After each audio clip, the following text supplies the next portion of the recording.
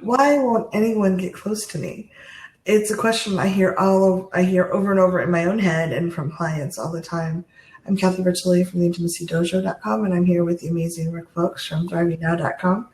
And Rick, thanks for being here. I think both of us have struggled so often with a question of we might be drawn to someone and they don't feel the same, or they don't want to get close. And my whole life, I just always felt like I'm kind of sitting on the outside. I never felt like, like you said in your email today, I may have a lot of friends, but that sense of belonging, the sense of like, yes, this is good. My social life is meeting my needs in a beautiful ways and helping me feel secure. That's often missing. So if you feel the same way, I'm excited that you're here exploring that with us, because I think it's interesting. A lot of us have imposter syndrome, and we go around thinking we don't have the connection we long for. Or we see others and project onto them what we would imagine. We imagine them having, and don't realize that they often feel insecure and not connected as deeply as we think as well. So we feel like there's something wrong with us. It's like I remember going to kindergarten, one of my first social interactions in a group, and I've been raised pretty isolated. Mm-hmm. And Out on a farm, right? yeah, I lived on a farm. I had my sister and cats and ponies and my mom and my dad, but we didn't socialize a lot. And the girls that had been in town going to preschool, and they all knew each other, and they were all dressed much like we were very poor. So I had, hand-me-down clothes from the Goodwill that we'd purchased, for like a few dollars. And or my mom had made them, and these girls were in like these nice dresses, and their parents had more money, and they Right. had to interact. They were socially adept, and I felt so like I just remember looking at them like these are alien species, and no one gave me a book on how to interact with them. I'd had so much more responsibility. Like when I was like 3 or 4, I was helping on the farm. My dad cut down a broom, and I'd sweep the floor in the barn and help feed the cows hay. And these were kids that really had just a very different experience. And I remember feeling different. I didn't feel like I belonged. And kids are often very cruel, and like they tease me because I didn't know the songs they were singing. I didn't know the books they were talking about. And I just, again, like I don't know how to relate or fit in. And my parents they didn't understand that there's actually skills you can teach people. So they just kind of like, well, I remember talking to my dad about it when I was pretty little. And he was like, well, there's smart people, and there's people that are intellectually successful, and there's people that are socially successful, but they're very rarely the same person. Uncle can do it, but very few people can do it. And I was like, oh, that's really sad, because I feel pretty intellectually. Yeah. I'm the smart one. I guess I'm going to be the lonely one. And it's been such a gift working with you, Rick, and with Reed and other people to learn, there are actual skills I can use to communicate to the aliens and find people that are like-minded like me, they're aliens in disguise or not aliens in disguise.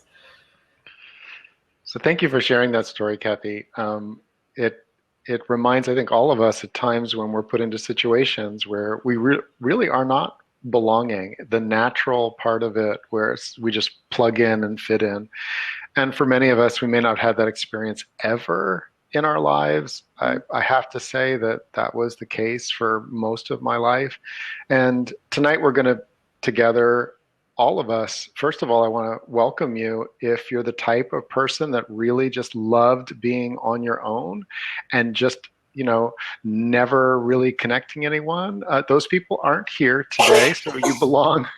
You belong with those of us that ask the question about closeness and want to know why. So tonight we're going to be covering some things that we've discovered and heard and experienced as being key. One of those we're going to talk about is safety, our own internal sense of safety, and then about selectivity. I alluded to that in the email, that it's sort of an expert tip, Yeah. but I'll just say that I am really excited about this one, because if someone had suggested this to me, I would have been like, oh, don't be ridiculous. And yet the truth is that it's a factor that can make a tremendous difference in how good you feel and how much of a sense of belonging you have. We also may touch on some things about, what your own blocks may be. What are some of your beliefs about why people may not be close? Mhm. And which of those things may be a story? What may be a reality that you can shift? And what are something that maybe it's just a trauma that you picked up and held on to?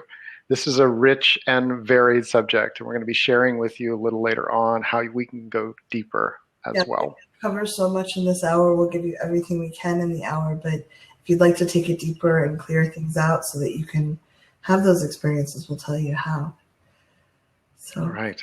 yeah. So before the call, Kathy, we were really touching on the things that were really core, and you felt very strongly that this first subject of is it safe can really make a fundamental difference. Would you walk us through that? Yeah, I think it's human nature to blame other people for what we're afraid of. It's Mm, to blame other people for not getting close. It's much easier to say, oh, those people are not getting close, rather than I'm afraid to get close to those other people. It lets us that it's like a layer of insulation if I blame you for not getting close to me versus acknowledging, does it really feel safe to me closer to other people? And so I think we often, and this will bridge into the selectivity too about like, do we want to get close to all people? I think when we're super hungry, we have the belief mhm. that we need to eat any food. And if we're very lonely, we feel like we should connect with anybody. And I really grew up like when I wanted so much to date and have a partner. As I was growing up, I was just like, if someone just assigned me, like, I'd heard of arranged marriages or whatever, like if someone just assigned me a partner, I would be fine. I just needed someone who was going to be my buddy and my partner. But I'm actually super selective in who I want close. Yeah. But I was deluding myself into thinking it was just them out there that didn't want to get close to me. It wasn't a problem in here. And a lot of us have been taught that there's aspects of closeness that are dangerous. And it might be that we're really good. Like I've gotten very good at being socially connected. Hmm. I can talk with just about anybody about anything and have like a really good presence and flow. And yet I certainly don't want to be too close physically to a lot of people.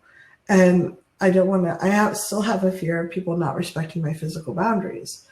And when we Yeah. open up that doorway, for some of us, we've learned early on, if I open the doorway a little bit, they're going to shove their way through and take whatever they want. So, just if you can tune in and be as honest as you can be, it's not an easy topic. See if it actually feels safe to your body. Ask your body. We've talked about body yes, body no many times before, but just notice if there's any tension. Is it safe? Can I get close to other people? Can I get close to other people? Can I get Notice, close to other people and feel safe? yeah, and just notice if there's any tension, resistance, tightness in your body. Um, it's really interesting to me because I still feel a lot when I want to get close. A lot of me is really clear. A lot of my body has cleared over a decade of working on this and learning about it. And hope our intention is to help you through it much quicker than that. But because we've learned things that work, but I still have some resistance in my calves. My calves and ankles get tight. Like it's not necessarily safe to move forward.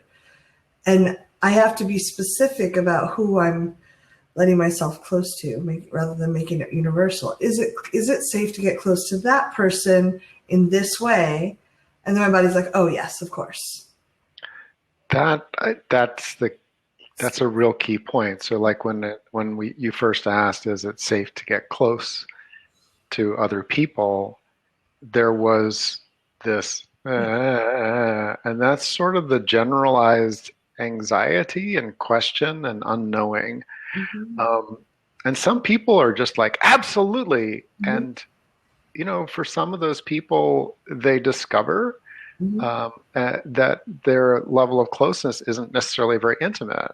Because Mm-hmm. what they mean by getting close is actually like very playful or, engaging in that social way. But when I say getting close to people, I actually mean like in my space so that they can feel my presence, my warmth, and that isn't always going to be a yes. And Yeah. so, How deeply are you opening? How close are they actually getting? Are you revealing your soft underbelly? yeah. And your point was for this exercise, we started the topic is why won't anyone get close to me?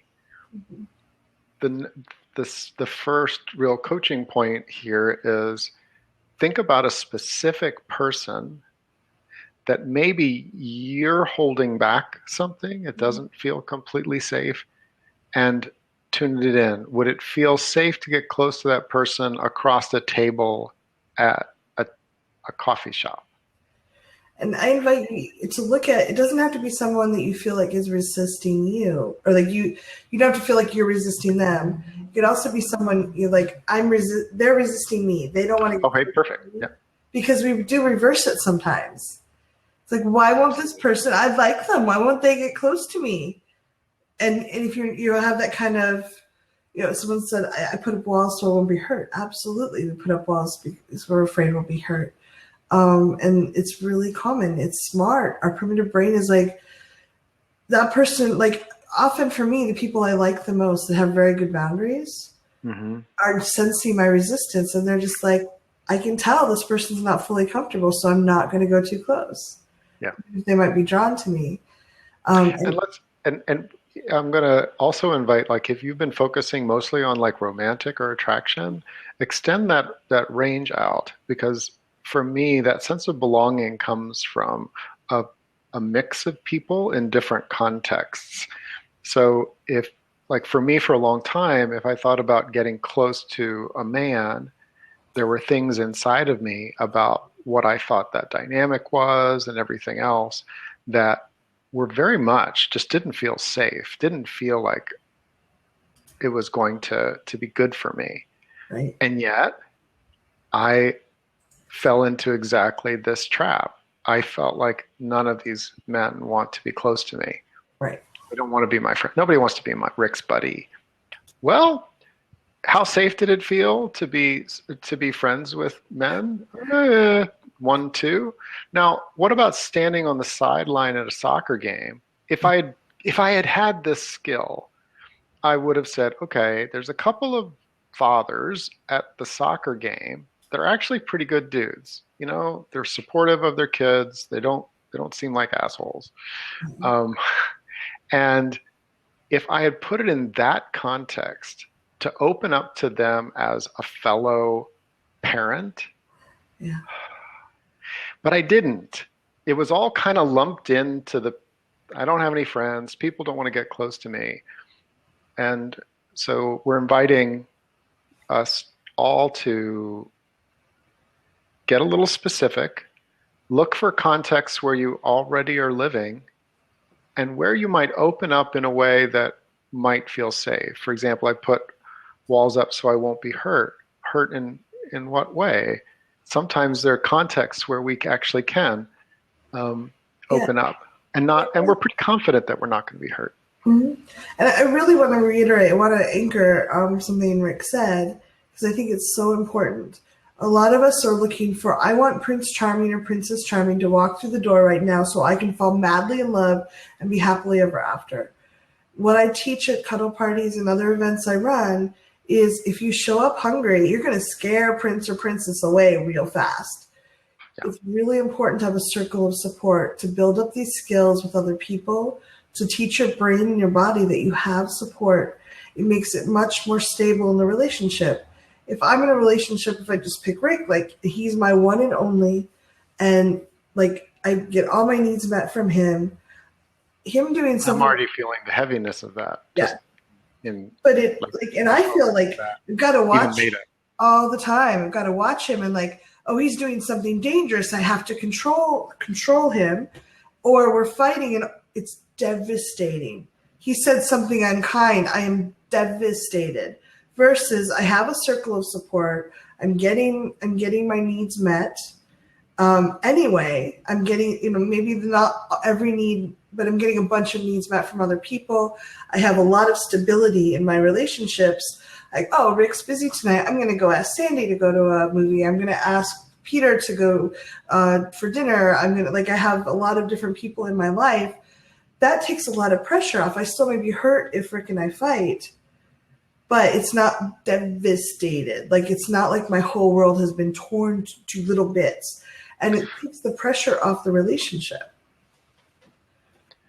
Would you lead us in some tapping to help tune us here as we go forward? Yeah.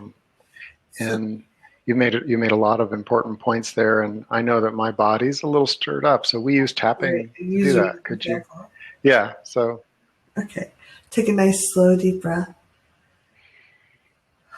I invite you to just be one with the universe for a minute. Invite the universe into your energy.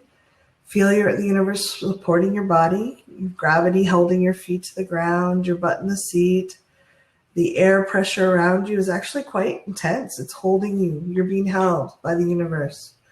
And I'd like you to just imagine that the universe, ask the universe, hey, universe, be here for me and help me find my true destiny with relationships, my true calling and abilities. And take another nice, slow, deep breath. And the really lovely thing with tapping is that it will never create something that's false. You will never, if you tap on stuff, it will not create a belief that is false. All it will do is help you find clarity. So if you feel like what I'm saying is totally untrue, I invite you to tap on it anyway. You can say the words if it feels okay to you, because it's just going to bring more clarity to your system. It's not going to anchor something that's not true for you. So karate chop. Hey, universe. Hey, universe. I haven't always done this really well. I haven't always done this really well. I feel really lonely sometimes. I feel really lonely sometimes. I want to belong. And I want to belong. I was brought up reading a lot of books. I was brought up reading a lot of books. And watching movies on TV. And watching movies on TV. And they taught me that I'm supposed to have Prince or Princess Charming. And they taught me I'm supposed to have Prince or Princess Charming. And that person would make my life complete. And that person would make my life complete. It feels like a lot of pressure. That feels like a lot of pressure. And I haven't always found that person. And I haven't always found that person. When I did, I put a lot of pressure on them. And when I thought I did, I put a lot of pressure on them. Top of the head, universe, would you help me find a circle? Help me find the circle. Eyebrow, help me feel embraced. Help me feel embraced. Side of the eye, help me have stability for the relationships I want to create. Help me have stability for the relationships I want to create. Under the eye, if I'm a ravenous beast, it's not safe to get close to me. If I'm a ravenous beast, it's not safe to get close to me. Under the nose, and it doesn't feel good to me either. And it doesn't feel good to me either. Chin, I don't want us to be starving. I don't want to be starving. Collarbone, I want to be open to finding relationships that nourish me and nourish others. I want to be open to relationships that nourish me and nourish others. Under the arm, would you guide me to this? Would you guide me to this? Top of the head, and would you help me open my eyes and see clearly? And would you help me open my eyes and see more clearly? Yeah, and distinctly is as a word that it comes to me. Yeah. So this safety aspect, I believe, is with us for life, and it's not a bad thing. We want to.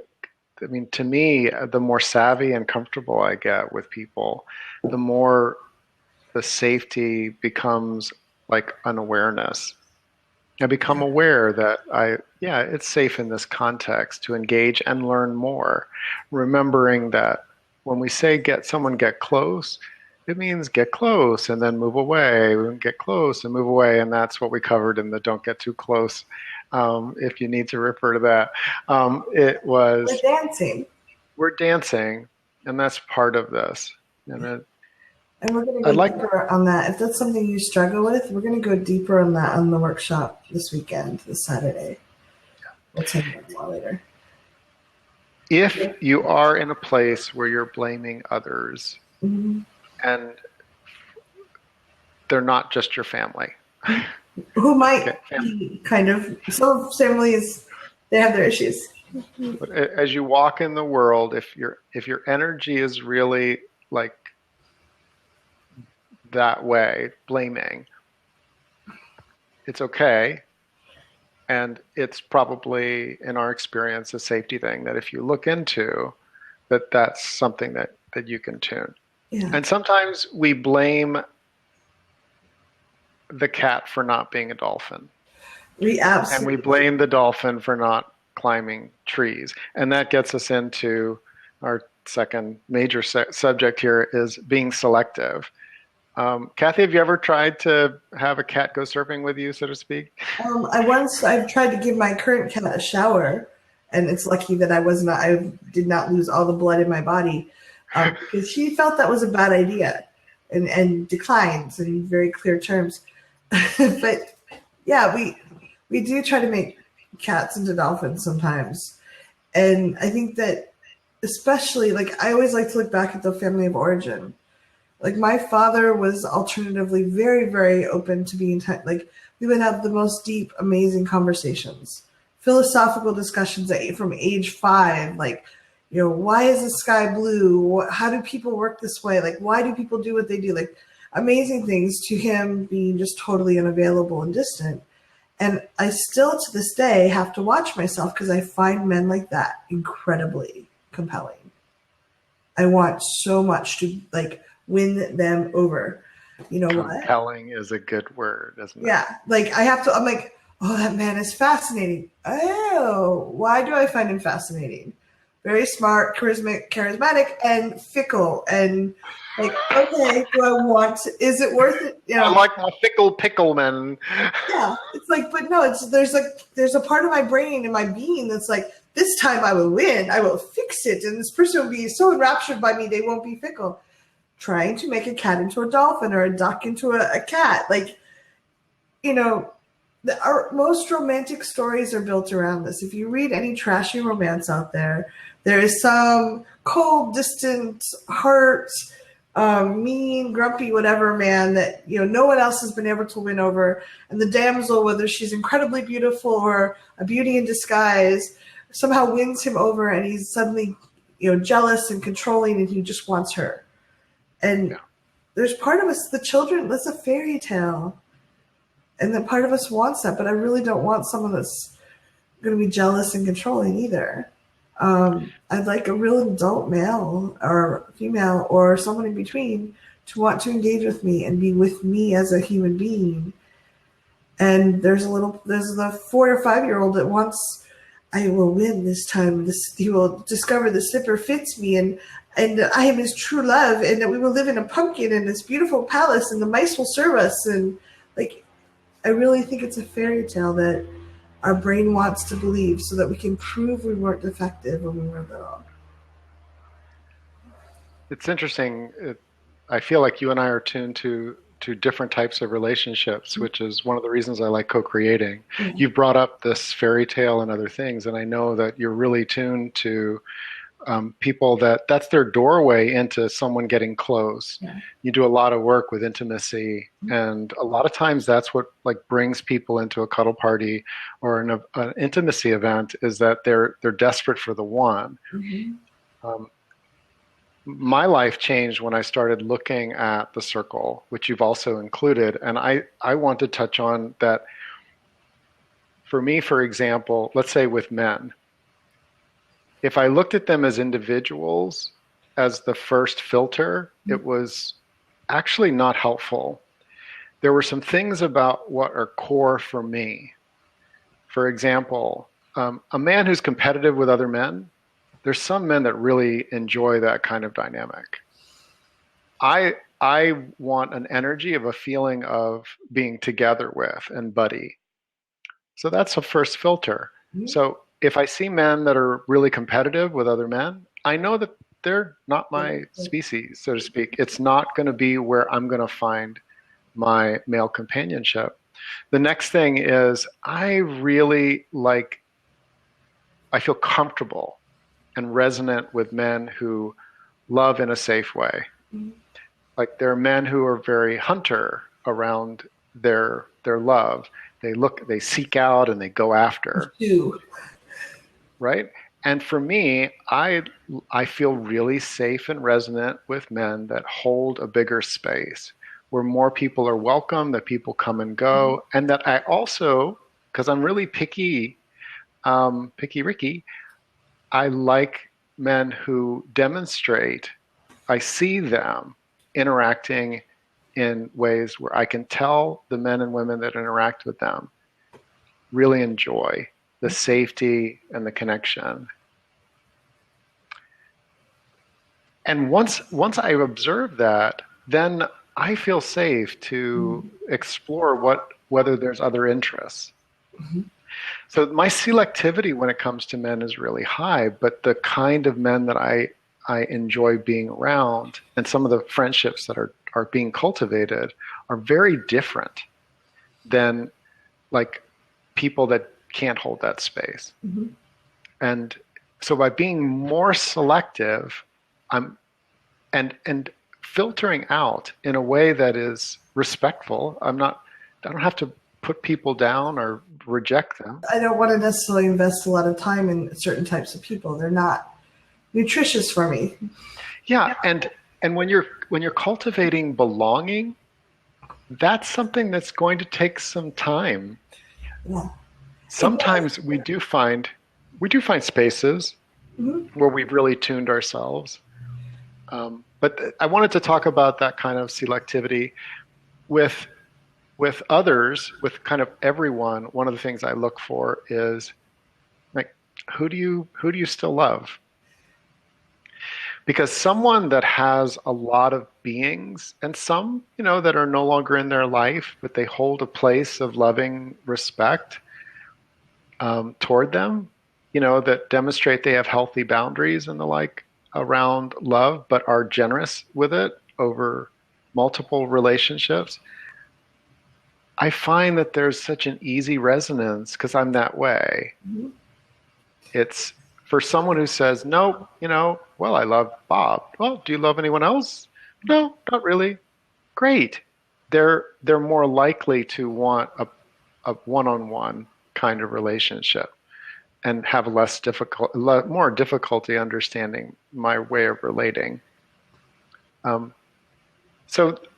the selectivity part of it, there isn't any right or wrong. You can be selective in any way that you want. I believe that adding emotional qualities, a lot of times people are selective around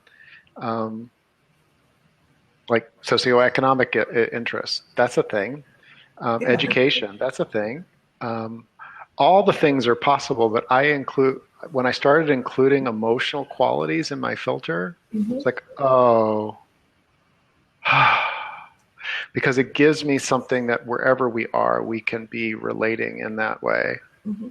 If we like deep intimacy, if we like authenticity, if we like talking about things. We all need different nutrients. And like, I geek out talking about philosophy and why people act a certain way. I geek out on how to inspire people and get them to transform. I have friends not close friends, but friends that think that's nuts. I have movie buddies that like, oh, I just want to go see a comedy. Is that okay? I'm like, yeah, I'm definitely in a comedy mood tonight. But we're not going to have a deep philosophical discussion. Whereas I have other friends that we could get in a conversation and at 3 or 4 in the morning, we're like, oh, we have to go to work pretty soon. We should go to sleep, because we're so enthralled with our conversation. And I think that may be part of a circle as well. Like it can be completely valid. Multiple different types of nutrients. Is that what you mean? So like a movie buddy that's a useful nutrient on a night. I just want to go to a movie. I just want to I just need some downtime and I want someone to share popcorn with and laugh at the bad jokes with. That's really nice. And that can be a stabilizing part of my circle. I don't necessarily have to fill it just with intense people that want to talk about how to inspire people. There's nothing wrong with having more or less of certain things. And I think a lot of this is about knowing yourself and what you need to feel fulfilled, to feel like you have that circle. And one of the things I've found is over time, I've been building more and more of a circle and feeling that sense of belonging that I wanted for so long. And I realized it doesn't feel exactly the way I thought it would. Do you want to say more? Yeah. So I think I had this feeling like it would be like I imagined in high school, like all the cheerleaders were together. And I thought, like, if I was just cool enough, I would have this, like, oh, everything is going my way. I don't make any mistakes. I like everything flows just right. And everybody's like, Kathy, you're so wonderful. We are so glad you're our friend. And it's not like that because we're human. We have make mistakes. And my real good friends will tell me when I screw up, and I want that. So it's a much more, it's not this like Disney floodlights, magical moment. It's much quieter for me. Yeah, and the bonds, like you said, I think this is useful. Like, what did we think belonging meant? I needed to not calibrate down, but change my vantage point. It's Like, actually richer than I thought. yes, it's more of an ecosystem. I mean, we use the term circle because it's a great geometry, because it doesn't imply a hierarchy. For us, that's a sweet thing. Yeah. I think in terms of an ecosystem, and in an ecosystem, there's a place to lie in the sun, and a place for shade, and a place to put your feet in the water. And we can have a sense, I think a lot of us as humans have gotten away from that sense of belonging to a region or a place and the nature that's there, because we don't live in it in the same way. I was just out in a tree, and it's one of my tree friends, and it's a part of my world. Mm-hmm. And when I sit in the tree and I see the sun setting through its leaves, and I'm aware of the big turtles and the sound of the birds, the woodpecker came and landed. I belong in that sense of belonging in that tree is something that we cultivate. I had to cultivate it.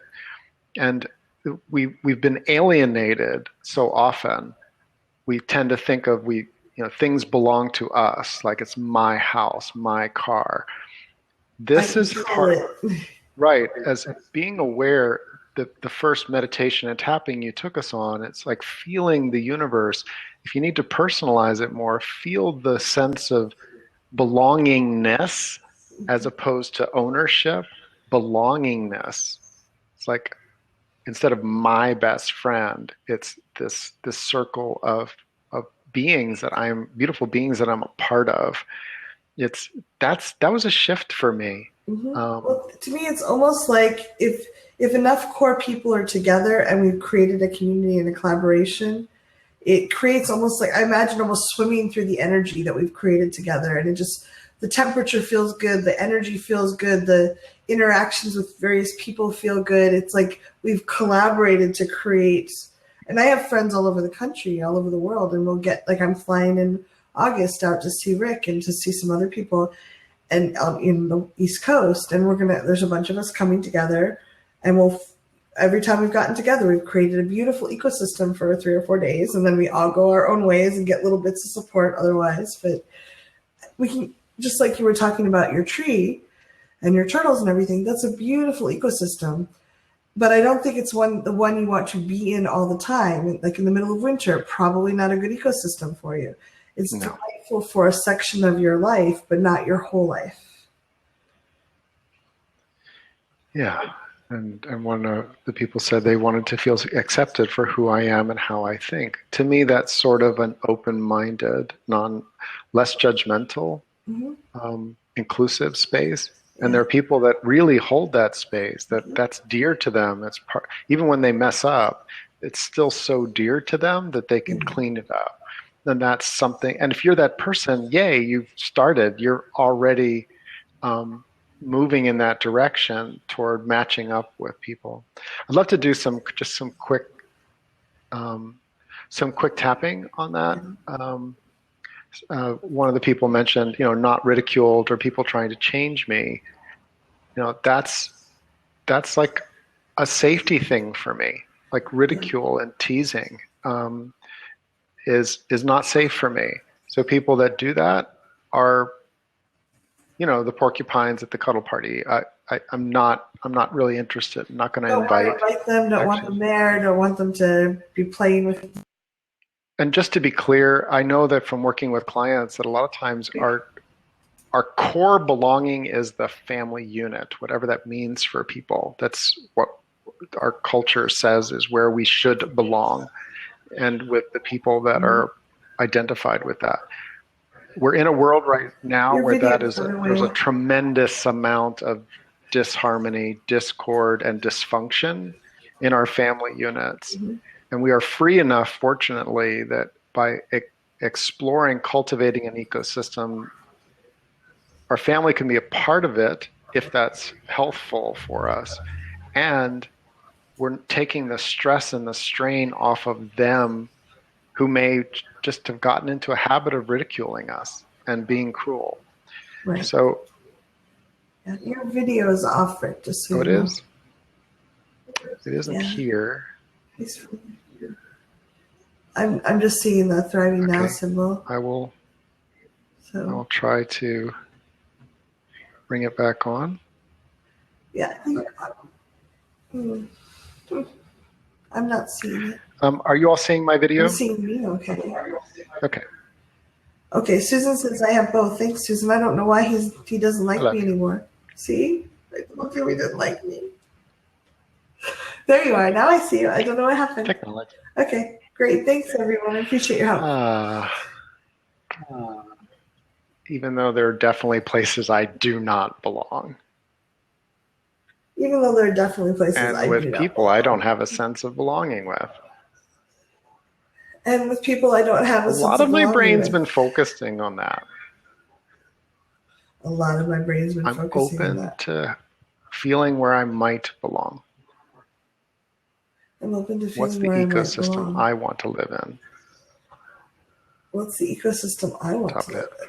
Oh, I know places I don't belong. Oh, I know places I don't belong. I know those places intimately.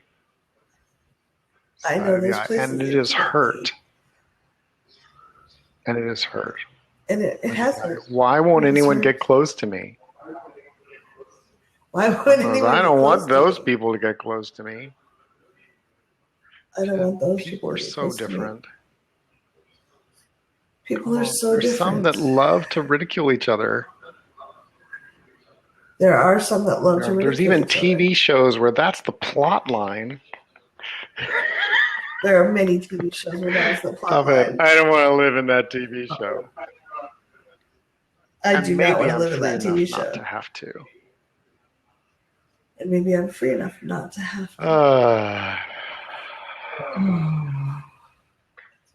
I think that's really important. I really felt good to tap in, because I think there's been a part of me holding on that if a good person must fit in always, like a really charismatic or popular person would always fit in. Because I saw, like we're swimming in small ecosystems as kids, and we're like, that person seems always popular. I want to always be popular. But you know what? There's groups of people I don't want to be popular with. The Ku Klux Klan, I don't want to feel I don't want to fit in with them. No. And even not going, we can go out to the extreme and then kind of work our way back. Like, there are people that are really into something. They are really into it. And it's not your thing. And when we give ourselves... I love that they have them, but you say? Not what I want to do. Yeah. Quilting bees. It's fine that they have them. There are really intensively happy groups. That are really into things that I am not into. That I am not into. And that's okay. And I do not have to belong everywhere. I do not have to belong everywhere. But maybe there are places where I would like to get close to others. Maybe there are places I would like to get close to. What would I like to co-create? What would I like to co-create? Are there any co-creatorships out there for me? Are there any co-creatorships out there for me? I love that, because I think that, again, I grew up thinking that there would be this group I would just fall into. And apparently I have very selective taste, because I've rarely found, I've found a few where I fell into and was like, oh, the bathwater is so nice, I love this. But most of the time it's like, okay, it's close, or I need to create something myself. So, um, and it's hard when there's groups that remind us of dangerous situations, and it's hard sometimes to know what's real and when you're projecting, especially if we've grown up with people that were good at gaslighting or deluding us. We may not trust our own judgment. That's another reason it's good to have that circle of support. If you have other people that you can run things by, like if I'm meeting a group and I'm like, I'm not sure about this behavior, and I can run it by Rick and some other friends, and they're all like, that sounds suspicious. Or I might even say, hey, Rick, would you come to one of the meetings and tell me what you notice? We can start getting that balance. We have that sense of, oh, maybe it's okay, or maybe I'm not sure. And we can trust our gut and work through whatever's coming out. But having that circle is really powerful. For me, if there's a reminder, I can tap on the reminder, which was a dangerous situation. Like, oh, this reminds me of that, and that was definitely a situation. I don't want to go back there. Right. I don't want to go back there. I don't want to go back there. Is this the same? I don't want to talk myself out of it. I don't want to talk myself into it. I don't want to talk myself into it. It is hard to find the circle. It is hard to find a circle. And I'm open to being surprisingly clear. Open to being surprisingly clear. It's also okay to build it over time. I must have it now. What if I gain a couple people a year even that are really dear and lovely, and find some communities that I like to swim in? Over time, I'm going to have a really good circle. Like as I build better skills, it's about baby steps and doing lots of tapping. And sometimes we have to build that circle rather than have it appear in front of us. And the truth is that with people and groups, there are things that evolve over time. And that's, so I want to go back to just quickly, one of the ways that you and I do support for each other is that when one of us has a situation that we're not clear about, we're asking the other person to reflect and ask to get our world. Mm-hmm. So like if Kathy is really listening and wants to get my world, part of my world is that I have stuff that happened to me that's I don't want to ever go back to. I know in Kathy's world, sometimes she might find someone compelling that really isn't good for her. And I don't want to spend a lot of time getting enthralled and drawn down the rabbit hole. But someone can have a whiff of something and not actually be dangerous. Like I'm categorized as a male, I present as a male, and that alone is dangerous for some people. I'm unmarried, that can be dangerous. Mm-hmm. So I know for me that I can fit into a lot of dangerous categories. And one of the things we really like is having people in our world, and this does take time to cultivate, and you may need to hang out with people that want to belong, like and see who you resonate with, so that you can have people that get your world, that understand enough about the places that you like to have a little extra support, and that understand you also want to cultivate connection, intimacy, and safety. Well, and Rick and I have been cultivating our connection for 11 years. And I've also had other people that I cultivated some connection. I thought it was going to be a deeper, longer lasting relationship, and they kind of ghosted or bailed after a year or 6 months or 2 years. But they also introduced me to other people and other experiences while they were around. So sometimes that's okay too. Do you want to talk about the workshop a little bit? Yes, now, I would. Do you want to bring up the information? So this is pretty last minute. this is so important to us that we just said, look, let's get into this. So we scheduled these 2 calls, and we're going to do our first get together would be this coming Saturday, and it's Belonging: The Brave Intimacy of Connecting by Choice. And Kathy and I will be walking people through blocks and fears and resistances, and really understanding in a deeper way the nuances of belonging and creating a sense of being a part of connections that have warmth, delight, and ease. Unless, of course, what you really want is competition, struggle, and challenges. Yeah, if that's what you want, this class is not for you. Please We're don't probably show not up. the teachers for that. So you want to continue on there, Kathy? Yeah, so what we're going to do is this Saturday, we're going to have, normally this is a $97 program easily, but we're going to start it with $47 for the people that are helping us co-create it and explore this as we go forward. And this Saturday, we're going to have 4 hours of workshops, and we'll include a little bit of a break in the middle so you can go and do some thought processes and kind of integrate what you're doing.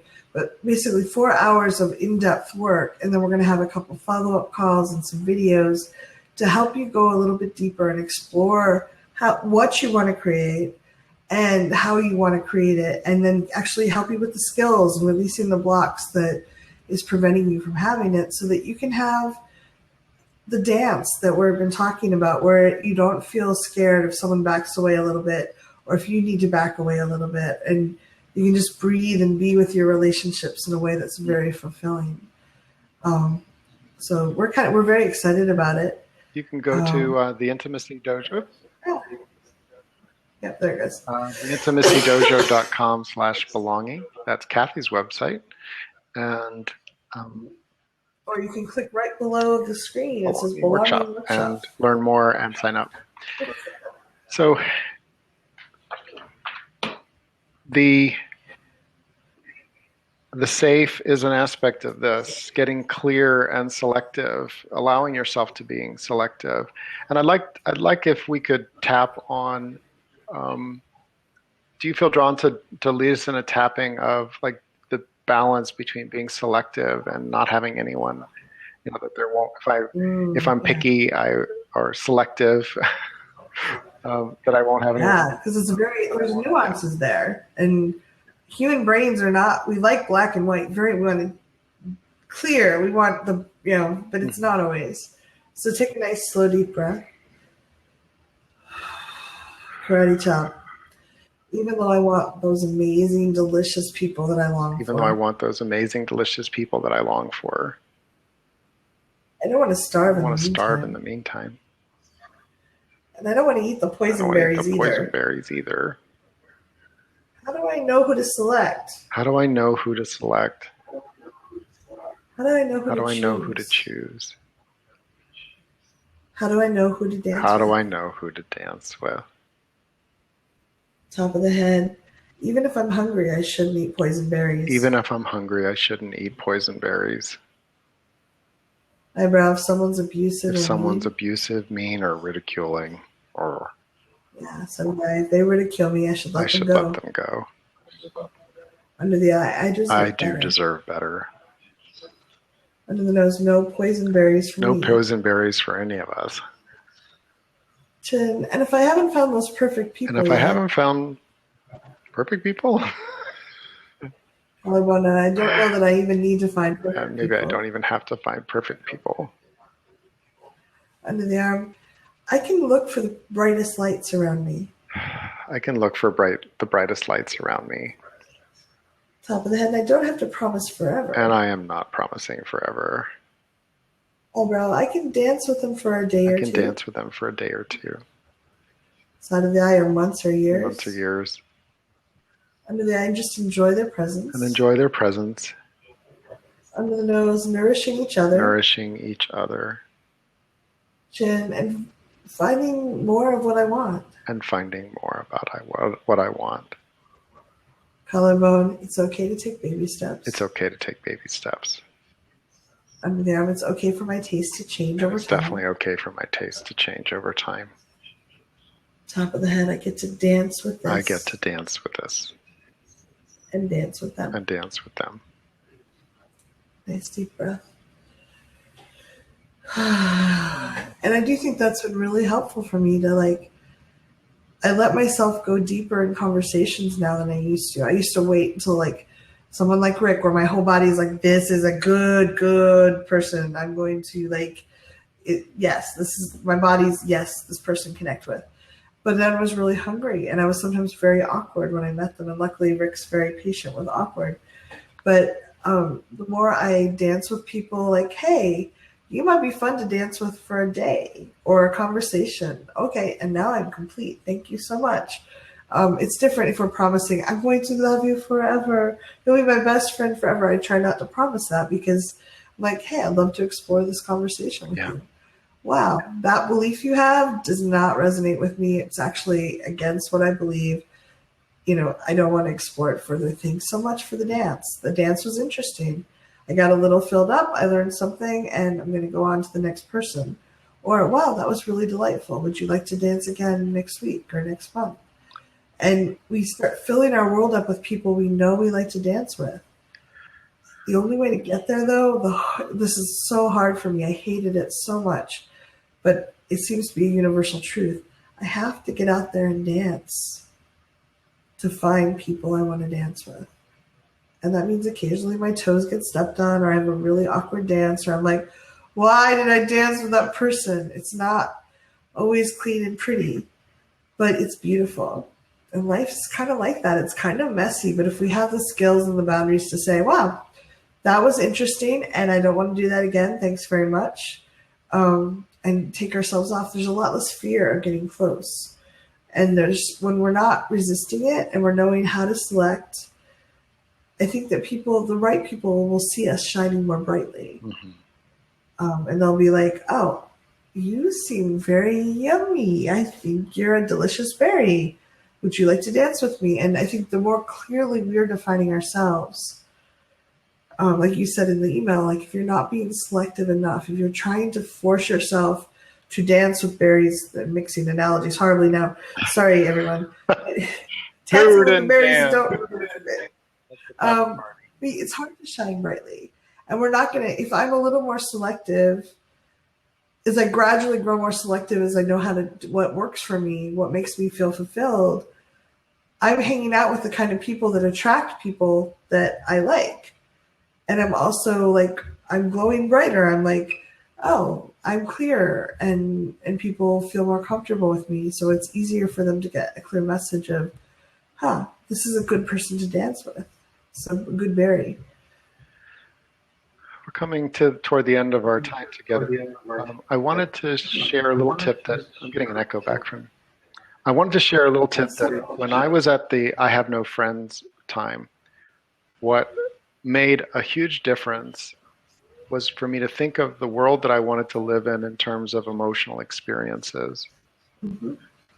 Because honestly, the things that are a big part of my life today, I would have had huge blocks to considering. Me too, yeah. But I didn't have huge blocks. I had safety issues, but I didn't have blocks to considering. For example, I wanted to be around people that it was safe to be in touch contact.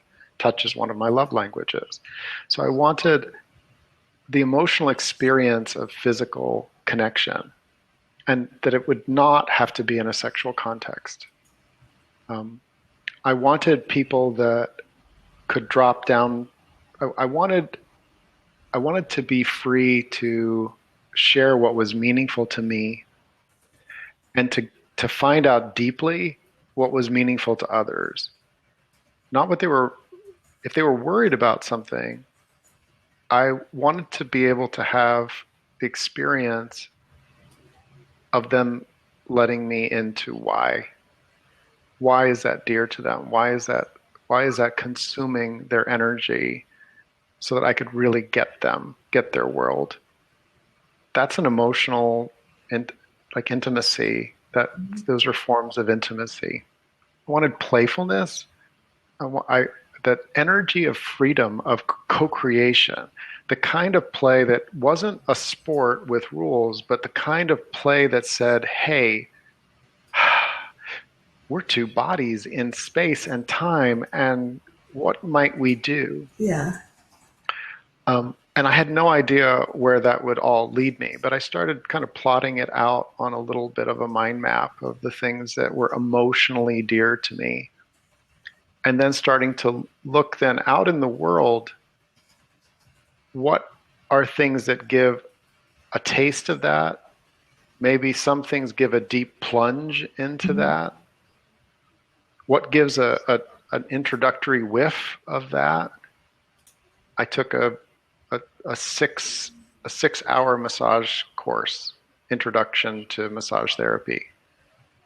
I would, if I wasn't clear on the emotional stuff. Right. And if I think about the things like dance and massage and emotional freedom coaching work, these were not things on my landscape. I went from baby step to baby step, but the baby steps started with a clearer idea of the landscape, and we're going to be doing some of that in the workshop. Yeah, really. And helping you determine, one of the things we're going to start out with is some exercises, and we'll weave them throughout, that really helps you get clear on where you are right now and what you want to create and why. Because when we articulate that, it's really powerful. Like when I'm clear about what I want, even if I'm not using those words, my energy is much clearer, and the universe is like, oh, that's what you wanted? Why didn't you tell me? Here you go. I found that time and time again, the clearer I am, the better that is.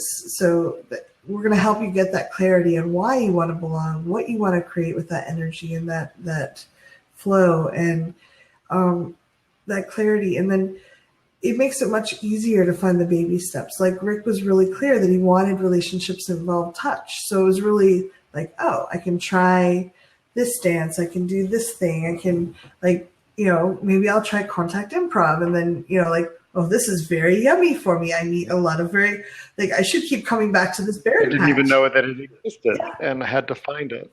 But so go ahead. People lead us back to if we know experiences we want to have, like cuddle parties, for example. I go to a cuddle party. It's very rare that I don't meet someone really amazing, even just for that time. But it just when we're clear on what we want to create, it helps us identify the patches of berries that are probably going to be the most nutritious for us. And sometimes it's good to try ones that we're not sure of, but that clarity is really powerful. And we're excited to create that with you, because when we're in that space together, it's, I tell people this all the time. We say we'll do things by ourselves and our brain is lying. It says, I'll do it later. It says it will be easier later. It's a lie. It's lying because it's scared. And so in that space, in this collective energy, we can often go deeper and hear insights that we wouldn't hear otherwise. Or we might be inspired by, Jean saying something, or Sherry saying something, or Trudy saying something like, oh, that's what I want. So, it's very powerful. The calls will be all recorded, so you can go through them, again or the first time. And there is still that collective energy there, but the most powerful is if you can show up live and do this with us. We're just really excited about it. So, because we want that sense of belonging. We want that for everyone. Could you bring up the link again? It's theintimacydojo.com/belonging. Yep. Share screen. So oops, wrong one. No, there it goes. Yeah. Technology. Yay. Yeah. Makes it possible. So, you can find out more information there, and we'll have a couple follow-up calls and some videos too, where we're going to be exploring it, partly based on what comes up for you during the call. So during the workshop, because I think too often people that are very sensitive and long very much for that ecosystem, that swimming through this energy, nobody really talks about it. So I was brought up that you were either born with it or you don't have it. You're born with the skills or you don't have it. That's not true. You can have this. And we want you to have the skills and release the resistances so that you're swimming when you want to, and you have plenty of good berry bushes to go to, and I'm feeling like blackberries today, or I feel like some Marionberries, which I had in Canada the other day, or Northwest. They were so good. I'd never had one before. So, there's all kinds of things out there we don't even know exist yet. And then when we get clear and we release the resistance, the universe is like, okay, I've been waiting. Now here you go. Here's all these wonderful experiences. And we want to create that for you. Thank you all so much. Hope to see you at the workshop. If you have follow-up questions, email us. support@thrivingnow.com goes to both Kathy and I. And thanks for being with us. Yeah, thank you all. Good night. Thanks for your courage.